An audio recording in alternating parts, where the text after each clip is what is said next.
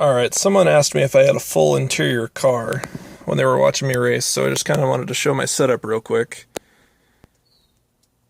A little cop detector there, little cell phone charger, so I can mount it up to my little mount up here where I monitor my my torque app.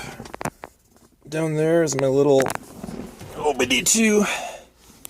Plug it in here. Oh, that'll be another video. Back here is my full interior, plus a bunch of other shit I have back here. Looks like towels and sun visor because it's fucking hot, and got the T-tops back there, and I have an air compressor. I don't know if you can see it or not, but there's an actual air compressor in here. But yeah, I guess the second part of this can be what dumped duals on straight pipe sound like when you start it up.